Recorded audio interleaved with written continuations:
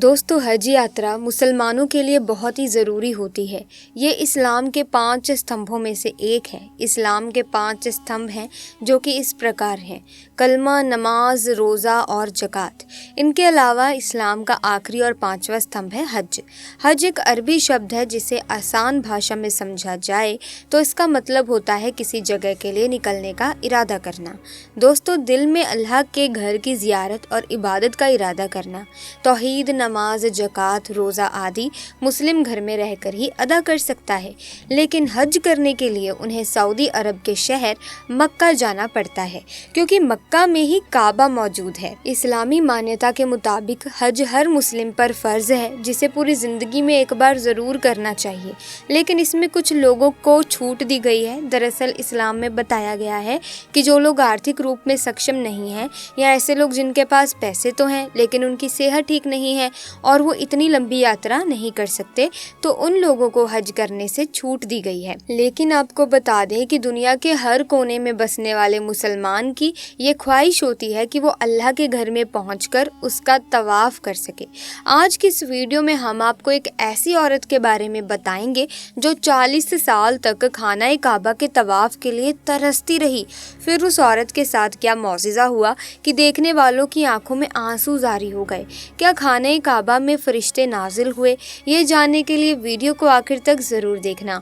Video को like और channel को सब्सक्राइब करना हरगिज़ मत भूलिएगा। तो आइए शुरू करते हैं आज की इस वीडियो को।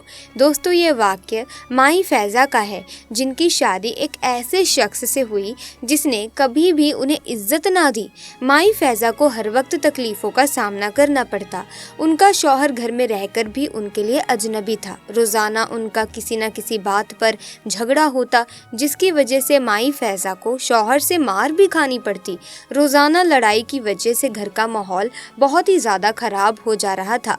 वक्त गुजरता गया। अल्लाह तबारक व तआला ने माई फैज़ा को 4 बेटों से नवाजा, मगर दोनों मियाँ बीवी एक दूसरे से इस कदर तंग थे कि माई फैज़ा के शौहर ने 45 साल की उम्र में माई फैज़ा को तलाक दे दिया।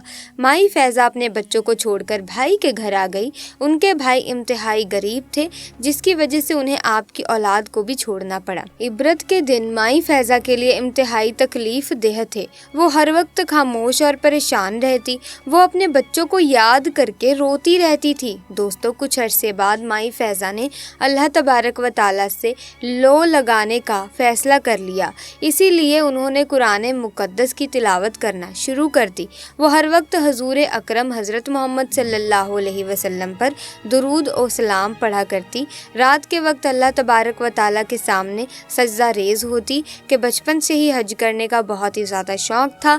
खाना काबा मोहब्बत उनके दिल में कूट कूट कर भरी हुई थी।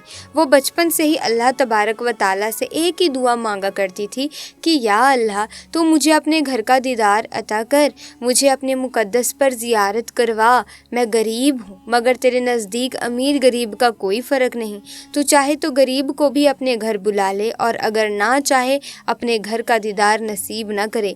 दोस्तों, जब भी कोई औरत हज या उम्रा करने के बाद घर वापस आती है तो दुआ करवाने के लिए माई फैज़ा उनके पास पहुंच जाया करती थी। माई फैज़ा उनसे कहती कि मेरे लिए दुआ करें कि या अल्लाह तबारक व तआला मुझे अपने घर का दीदार अता करे, मुझे भी इस मुक़द्दस घर का तवाफ़ करवाए। माई फैज़ा के भतीजे उनकी बात सुनकर मजाक उड़ाते और तरह तरह की बातें भी करते। उनसे कहते कि अल्लाह के घर में जाने के लिए पैसों की ज़रूरत होती है, ना कि दुआओं की। खाला, तुम्हारी हालत तो ये है कि खाना खाने के लिए तुम्हारे पास पैसे नहीं हैं और तुम हज करने की बातें कर रही हो। महंगाई ने पहले ही गरीबों की कमर तोड़ कर रख दी है। हज करना आसान नहीं, और हज पर जाने के लिए साथ में किसी मरहम का होना ज़रूरी है और उसका खर्चा अलग से होगा। माई फैज़ा को लोगों की बातों की कोई परवाह नहीं थी। वो रोज़ अल्लाह तबारक व तआला से रो रो कर दुआएं किया करती थी कि या अल्लाह, अब तो लोग मेरा मजाक भी उड़ाने लगे हैं, तो तू उन्हें दिखा क्यों नहीं देता कि तेरे घर में आने के लिए पैसों की ज़रूरत नहीं होती। इबरत ख़त्म होने के बाद एक दिन माई फैज़ा की सहेली उनके पास आई।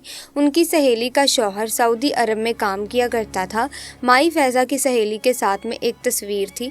उसने माई फैज़ा से कहा कि मदीना में एक बूढ़ा शख्स रहता है, उसकी बीवी को गुजरे हुए 1 साल हो चुका है, वो शायद किसी औरत से निकाह करना चाहता है।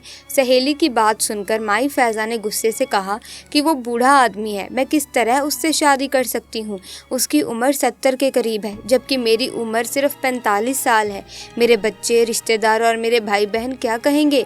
माई फैज़ा की सहेली उनसे कहने लगी कि अगर तुम उस अरबी शख्स से शादी कर लोगी तो तुम्हारी हज की ख्वाहिश भी पूरी हो जाएगी।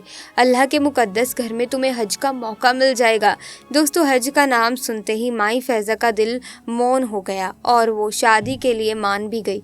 चुनांचे 1 हफ्ते के बाद अरबी शेख सऊदी अरब से पाकिस्तान गया और उनकी शादी भी हो गई। माई फैज़ा को कमरे में बिठाया गया। अरबी शेख यानी माई फैज़ा का शौहर खांसते हुए कमरे में दाखिल हुआ। उस वक्त माई फैज़ा के सहेली और उसका शौहर भी कमरे में मौजूद थे। फिर अरबी शेख ने कहा कि मेरी बीवी यानी माई फैज़ा से कह दो कि मेरी तबीयत ठीक नहीं है, इसलिए मैं कल सऊदी अरब वापस चला जाऊंगा और मैं सऊदी अरब वापस जाकर तुम्हारे निकाह को रजिस्टर करवाऊंगा। फिर तुम्हारे लिए वीज़ा भेज दूंगा और वहाँ पर अल्लाह तबारक व तआला के हुक्म से एक नई ज़िंदगी का आगाज़ करेंगे। माई फैज़ा को शेख साहब ने हाथ भी न लगाया और अगले दिन शेख साहब सऊदी अरब वापस चले गए। 8 दिनों के बाद माई फैज़ा का वीज़ा और टिकट भी आ गई और अगले 1 हफ्ते के बाद माई फैज़ा सऊदी अरब पहुंच गई। माई फैज़ा को एयरपोर्ट से लेने के लिए शेख साहब का बेटा पहले से ही मौजूद था। वो माई फैज़ा को अरबी शेख के बहुत बड़े घर में ले गया। मदीने में शेख साहब का एक बहुत बड़ा घर था। उस घर में माई फैज़ा का इस्तकबाल किया गया, जिसमें बहुत से लोग मौजूद थे। हर कोई माई फैज़ा को मरहबा मरहबा कह रहा था। माई फैज़ा ने शेख साहब के बेटे से पूछा कि तुम्हारे वालिद कहाँ हैं। शेख साहब के बेटे को थोड़ी बहुत उर्दू आती थी, इसीलिए वो माई फैज़ा की बात समझ गया और टूटी फूटी उर्दू ज़बान में कहने लगा कि मेरे वालिद ने पाकिस्तान से वापस आने के बाद अपना निकाह रजिस्टर करवाया और आपके लिए सोने का हार खरीदा और आपके लिए वीज़ा और टिकट का भी बंदोबस्त किया। ये सब कुछ करने के बाद चौथे दिन उनकी तबीयत बिगड़ गई और अचानक से उनका इंतकाल हो गया।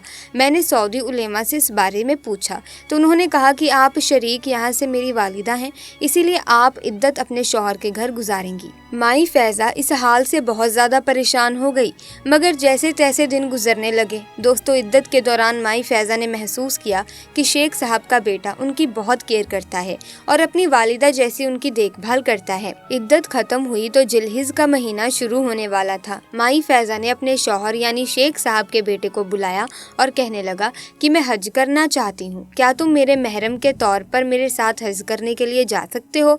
शेख साहब के बेटे ने कहा कि माँ जी, मैं ज़रूर आपके साथ चलूँगा और आपकी तमन्ना को पूरा ज़रूर करूँगा, लेकिन मेरी एक शर्त है, आप दुल्हन बनकर खानाए काबा जाएं और हज से पहले उम्रा अदा करें। पहले तो माई फैज़ा ना मानी, लेकिन हज की ख्वाहिश की वजह से शेख के बेटे की बात माननी पड़ी। जब माई फैज़ा दुल्हन बनकर खानाए काबा पहुंची तो सब लोग दंग रह गए।